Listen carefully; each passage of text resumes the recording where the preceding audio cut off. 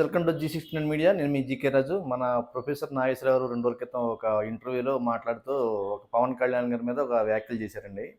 అమిత్ షాని కలిసినప్పుడు మన deputy CM Pawan Kalyan గారు అమిత్ షాని కలిశారండి 2 డేస్ క్రితం.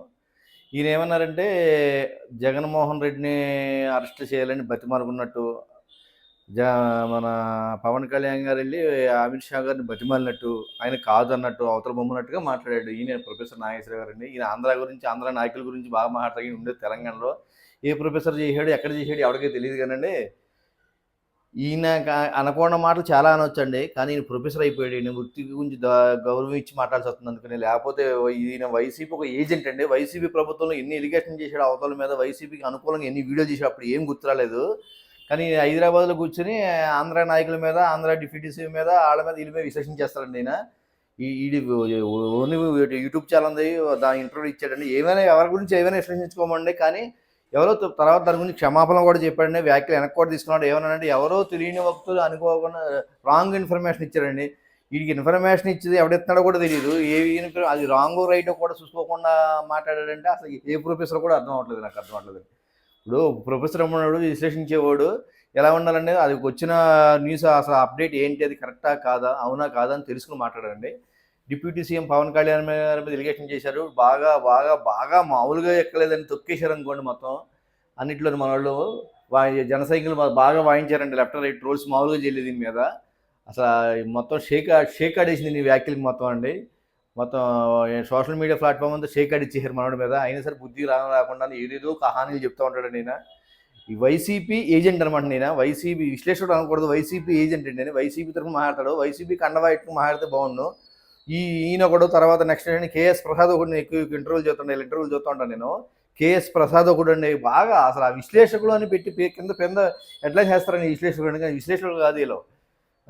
ఒక ఏజెంట్ అనమాట. ఒక పార్టీ తరపున ఒకరితో పుట్టుకుని వెళ్ళి ఆ పార్టీ గురించే మాట్లాడతారు, ఆ పార్టీ గురించే హైలైట్ చేస్తారు. అసలు ఆ కేఎస్ ప్రసాద్ ఇంటర్వ్యూలు అయితే అసలు నిద్ర రానప్పుడు అయినా చూస్తాను. ఇక అబ్బా ఏ నవ్వు ఏం కామెడీ వస్తుందో, అసలు లోకాన్ని మర్చిపోతాం కేఎస్ ప్రసాద్ ఇంటర్వ్యూ. ఇప్పుడు ఈ మధ్య మారిపోయి కొంచెం అటు ఇటుగా ఉన్నాడు ఆయన. వైసీపీ నుంచి చేయను, సాక్షికి ఇంటర్వ్యూ ఎక్కువ, సాక్షిలో ఇంటర్వ్యూ చేసేది కేఎస్ ప్రసాద్ ఒకడు. ఈయన కూడా విశ్లేషణ చేశాడండి ఎక్కువ. ఏం మాట్లాడదో తెలియదండి. ఆంధ్ర గురించి మాట్లాడతాడు, మావిగన్ గురించి మాట్లాడాడంట. ఏం మాట్లాడాడో అర్థం అవ్వలేదు, కరెక్ట్గా ఏం చెప్పాడో అర్థం అవ్వలేదు. 150,000 మంది చూసారు నేను మాట్లాడింది. ఒకసారి ఆయన మాటలు ఎందామండి, ఒకసారి ఏం మాట్లాడతాడో. చంద్రబాబు రైట్ అది వైసీపీ ప్రోగ్రామ్ మాట్లాడతారు. క్వాంటమ్ ర్యాలీని వెల్కమ్ చేస్తూ చంద్రబాబు అప్రిషియేట్ చేస్తూ మాట్లాడారు. వైసీపీ వాళ్ళు ఎప్పుడైనా మాట్లాడారు అట్లా? వీడు మాట్లాడితే ఇంక జనాలు నమ్మేస్తారు, వీడు మాట్లాడితే ఎవడైనా నేస్తాడు. వీడు ఈ రోజు అధికారం మారిందని ఈ పక్క వచ్చి మాట్లాడుతున్నాడు.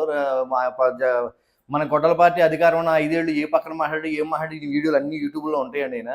ఈయన క్వాంటమ్ వ్యాలీని సపోర్ట్ చేస్తూ ఈయన మాట్లాడేటండి. మహా టెక్ దిగ్గజాలే, ప్రపంచ దేశ దిగ్గజాలు వైజాగ్ వచ్చున్నాయి, అవి మెచ్చుకున్నాయి. వాటికి భూ కేటాయింపులు ఇచ్చారు, శంకుస్థాపన చేశారు, స్టార్ట్ అయినాయి, అన్నీ తెలుసు. ఈయన చెప్తే నమ్మేరా? ఈయన మెచ్చుకుంటేనే అందరూ మెచ్చుకుంటారా? ఈయన తప్పండి అంతా తప్పు అయిపోతుంటే టైప్లో మాట్లాడారు. ఈయన మెచ్చుకున్నాడండి. ఈయన మెచ్చుకోడండి, ఈవిడ మెచ్చుకోవడానికి అసలు మన సంబంధం లేడు. ఆంధ్రప్రదేశ్ సంబంధం లేని వ్యక్తి అసలు. ఈయన ఆంధ్రప్రదేశ్లో లేడు. ఎప్పుడు ఇది చెయ్యండి, ఇలా చెయ్యాలి, ఇలా ఉండాలని ఎప్పుడు 5 ఏళ్ళు వైసీపీ రాజకీయంలో ఒక మాట కూడా మాట్లాడలేదు. ఒక ఆన్లైన్ సపోర్ట్ చేసుకుంటూ అన్ని చేసుకుని వచ్చాడు. ఈ రోజు నేను కౌరులు చెప్తాడండి నేను. ఇంక చూడండి ఏం మాట్లాడతారు చూద్దాం. అంటే వాళ్ళు వ్యతిరేకించారు కదా గూగుల్, మరి ఎందుకు వ్యతిరేకించారు? సో అమరావతి ఉండాలి, 3 రాజధానులు కరెక్ట్ కాదు అన్నారు. ఎవరికైతే లైఫ్లో చూసారండి, అమరావతి కరెక్ట్, 3 రాజధానులు కరెక్ట్ కాదు అని అంట. ఇప్పుడు చెప్తున్నాండి ఈ కవర్లు. ఈయన ఇంటర్వ్యూలు ఉన్నాయండి, చాలా ఉన్నాయి, వేయకూడదు. కానీ ఇంకా అంతకించి ఆయన గురించి ఎక్కువ మాట్లాడడం వేస్ట్ కానీ ఆయన ఇంటర్వ్యూలు కూడా ఉన్నాయి అంతకుముందు. పాత ఏమని సపోర్ట్ చేశాడు జగన్మోహన్ రెడ్డి, వైసీపీ ఏమని సపోర్ట్ అన్నీ ఉన్నాయండి. ఇలాంటి వాళ్ళు ఏంటంటే విశ్లేషకులు అని చెప్పుకోవడం కంటే ఒక పార్టీ కార్యకర్తలు, ఒక పార్టీ ఏజెంట్లు అని చెప్పుకోవడం చాలా బెటర్ అండి. ఈ టీవీ ఛానల్ వాళ్ళు ఇలాంటి ఇంటర్వ్యూ చేసేవాళ్ళు ఒక విశ్లేషకులను పెట్టకండి. విశ్లేషణ న్యూట్రల్గా ఉంటాడు, అటు ఇటు చెప్పడం న్యాయంగా చెప్పుకెళ్తాడు పద్ధతిగాను. ఇలాంటి వన్ సైడ్ మాట్లాడేవాళ్ళు, వన్ సైడ్ చేసేవాళ్ళు ఏంటంటే పార్టీ కార్యకర్తలుగానే ఉండదు, పార్టీ నాయకుల కింద కండవాలేసి కూర్చోబెట్టింది, అప్పుడు బాగుంటుంది మీడియా ఛానల్. ఈ మీడియా ఛానల్ కోరుకునేది ఇదేనండి. అంతే ఇతరుల మీద ఎలిగేషన్ చేసే ముందు వెనక ముందు తెలుసుకుని పెద్దవాళ్ళ మీద ఒక డిప్యూటీ సీఎం లాంటి వాళ్ళకి ప్రధానమంత్రికి వచ్చి ఇంటికి వచ్చి కలిసి వెళ్ళాడంటే వాళ్ళ పవర్ ఏంటో తెలుస్తుంది అండి. అది వాళ్ళ వాల్యూ ఏంటో తెలుసు. అలాంటి వాళ్ళ మీద ఏ పడితే ఎలిగేషన్ చేసేసి ఏది పడితే గబ్బు చేసేద్దామని చూసే వాళ్ళు ఈయన ఒకడండి. Okay friends, please subscribe channel. Next